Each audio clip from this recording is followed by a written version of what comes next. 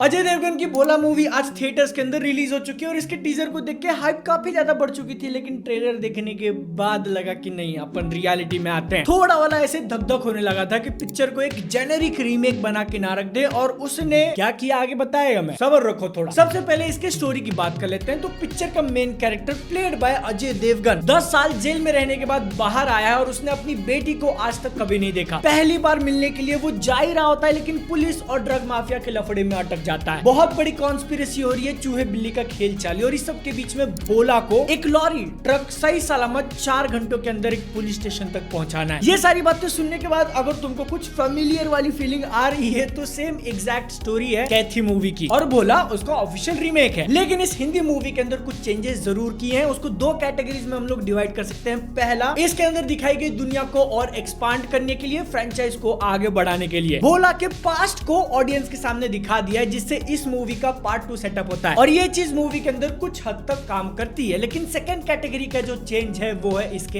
Action को लेके। हाँ, मूवी की ओवरऑल स्टोरी 85-90% तक सिमिलर है। जो तुम ट्विस्ट टर्न्स कैथी में देखे थे वो इसके अंदर भी हैं। लेकिन जो एक्शन को लेके थोड़ा बहुत ग्राउंडेड अप्रोच तमिल मूवी के अंदर देखने मिला था, इस हिंदी मूवी के अंदर उसको मसाला और वीएफएक्स डाल के बहुत ज्यादा ग्रैंड बनाने की कोशिश की है। 2 बड़े वाले सेट पीसेस का एग्जांपल देना हो तो ट्रक वर्सेस जो बाइक वाली फाइट सीक्वेंस है, टीजर ट्रेलर में ही उसका मेजॉरिटी काफी अनरियलिस्टिक लग रहा था और पिक्चर के अंदर भी वैसा ही है। लेकिन दूसरा वाला जिसमें भोला त्रिशूल लेके लोगों को मारे जा रहा है, वो काफी ज्यादा बढ़िया। पूरी पिक्चर के अंदर वही एक्शन सीक्वेंस था जिसने मुझे इंप्रेस किया। वो भी 100% परफेक्ट नहीं है और जितने भी एक्शन सीक्वेंस है सब के अंदर तुम वीएफएक्स नोटिस कर सकते हो, लेकिन एक मूवी है, इसको मोस्टली एंटरटेनमेंट के लिए बनाया गया और अगर तुम उसके लिए ही देखने जा रहे हो तो वो त्रिशूल वाला काम कर जाएगा। एक्शन वाले एस्पेक्ट को लेके ये जो रिजल्ट आया है उससे मैं सरप्राइज नहीं हूँ, क्योंकि अजय देवगन की पिक्चर है। कॉन्सेप्ट वाइज वो थोड़े यूनिक और कूल जरूर होते हैं, लेकिन एग्जीक्यूशन में हमेशा 19-20 रह जाता है। सेम चीज इस मूवी के अंदर भी हुई है। कुछ चीजें जैसे कि भोला का इंट्रोडक्शन हो गया या फिर उसके बारे में जब बताया जा रहा है, बड़ी बड़ी बातें की जा रही है, वो अच्छी लगती हैं। लेकिन वहीं पे कुछ सीन्स ऐसे भी हैं, जैसे कैथी के अंदर बिरयानी वाला सीन ले लो, वो इस मूवी के अंदर उतना हिट नहीं किया। डायलॉग में काफी बड़ी बड़ी बातें बोली गई है कैरेक्टर्स के द्वारा और वो सुनने के लिए मैं काफी एक्साइटेड था, क्योंकि ट्रेलर के अंदर अपने को एग्जांपल्स दे दिए। मरता क्यों नहीं है तू, आज नहीं आज मौत महाकाल को चढ़ा के आया हूं। गजब, काफी गजब। और ये मेजॉरिटी काम करते, लेकिन बीच में एक आधा ऐसे आ जाता है कि